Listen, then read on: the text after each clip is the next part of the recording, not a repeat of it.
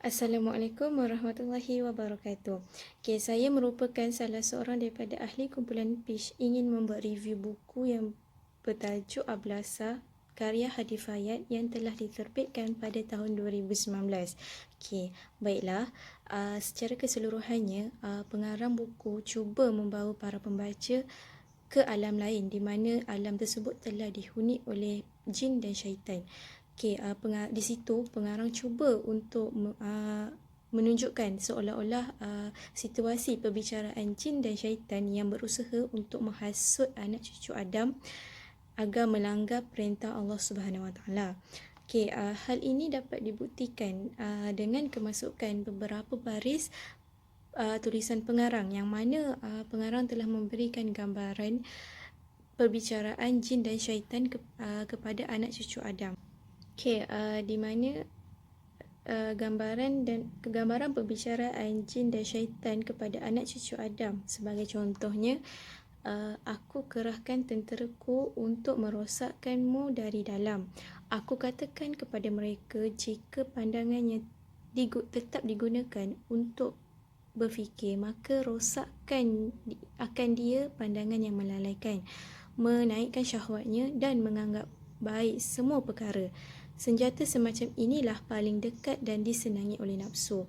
Okay, melalui fitnah jin dan syaitan inilah telah menyebabkan para ilmuwan juga turut tenggelam dalam ilmunya dan menjadi orang yang dilaknat oleh Allah tanpa dia sedari walaupun bibirnya berkata tidak. Buku ni dapatlah disimpulkan bahawa janji jin dan syaitan pada Allah untuk menyesatkan anak cucu Adam itu sememangnya benar-benar berlaku. Okey, itu saja daripada saya. Sekian, terima kasih. Assalamualaikum warahmatullahi wabarakatuh. Dalam buku Ablasa ini juga terdapat beberapa watak yang telah diketengahkan. Namun begitu, watak dalam buku tersebut dilihat sebagai watak-watak yang berbeza apabila watak yang ditonjolkan adalah antara watak yang sememangnya wujud dalam dunia realiti. Hal ini berlaku apabila penulis hanya mengetengahkan dua watak, iaitu watak aku yang merupakan iblis, syaitan dan jin, dan watak kau sebagai manusia. Aku yang merupakan iblis, syaitan dan jin ini dapat dipecahkan kepada beberapa watak seperti watak Abu Ja'an, Al-Abid, Al-Zahid, Al-Arif, Al-Wali, Al-Takhi, Al-Khazin dan Azazil. Selain itu terdapat juga watak-watak anak iblis seperti Dasim, Murrah, Kanzab, Zalnabo, Sa'b, Miswas dan A'war. Antara watak yang jelas ditonjolkan dalam buku tersebut adalah watak aku. Aku dalam Ablasa ini telah menceritakan bahawa dia adalah ketua kepada malaikat dan antara malaikat yang pernah taat kepada Allah dan pernah menghuni syurga. Namun disebabkan rasa sombongnya yang tidak mahu mengakui Nabi Adam sebagai Nabi, dia telah dikeluarkan dari syurga dan diberikan keistimewaan mendekati manusia dan melalaikan manusia.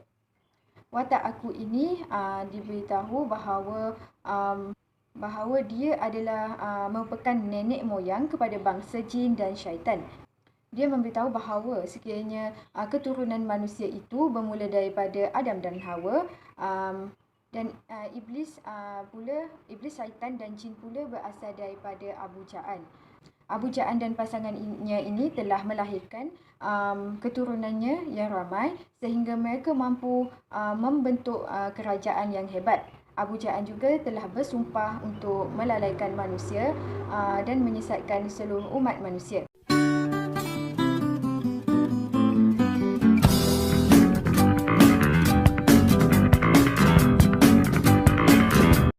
Seterusnya ialah gaya penulisan. Sebagai seorang pembaca, saya berasa amat kagum terhadap gaya penulisan yang ditonjolkan oleh penulis. Bahasa yang digunakan ialah bahasa tinggi, memerlukan pemahaman serta daya pemikiran yang tinggi oleh pembaca. Karya ini juga dilihat lebih cenderung kepada kajian ilmiah dan diisi dengan penyampaian fakta yang menarik. Buku ini menjadi fenomena yang luar biasa dalam kalangan pembaca masa kini kerana ditulis berdasarkan kisah yang benar-benar terjadi. Penulis berjaya menghasilkan karya fiksyen yang membantu membuka hati dan minda masyarakat atau pembaca kepada Tuhan Yang Esa kerana penceritaannya disokong oleh ayat-ayat Al-Quran dan hadis. Secara tidak langsung memberikan kesedaran betapa dekatnya manusia dengan hari kiamat serta menyedarkan umat Islam daripada tipu daya iblis dan syaitan di akhir zaman. Pada pandangan saya, buku ini sesuai dibaca oleh semua golongan dan bagi mereka yang ingin merasai pengalaman atau kembaraan penceritaan yang luar biasa, karya ini disyorkan. Assalamualaikum.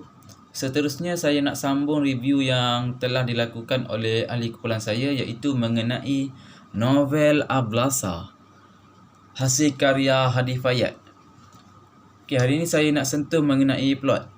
Pada pandangan saya pasti novel ini banyak menggunakan kajian yang berusulkan Islam yang telah membawa kesedaran kepada kita sebagai umat Islam yang seharusnya berpegang pada ajaran Allah.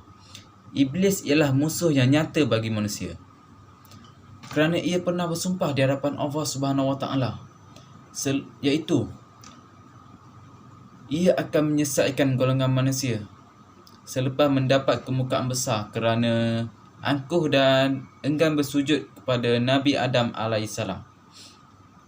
Latar tempat bagi novel ini adalah rahsia dan kita sendiri tidak mengetahui di mana wujudnya ia. Tetapi jelas gambarannya membawa kepada tafsiran syurga dan neraka seperti yang dinyatakan di dalam Al-Quran. Seterusnya, menerusi buku ini, saya ingin mengesyorkan kepada sesiapa yang berminat untuk mencabar diri dalam berfikir di luar kotak untuk membeli dan membaca buku yang amat dahsyat ini.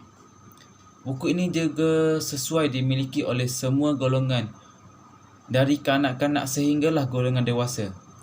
Hal ini kerana buku ini banyak mendedahkan kita dan mengingatkan kita tentang kewujudan syaitan dan iblis yang sentiasa berada di sekeliling kita sekiranya iman kita tidak kuat. Dengan gambaran cerita yang sebenar, mungkin akan membuatkan pembaca berasa takut dan insaf dengan perbuatan yang melalaikan sebelum ini. Okey, sekian saja untuk kali ini. Sekian, terima kasih.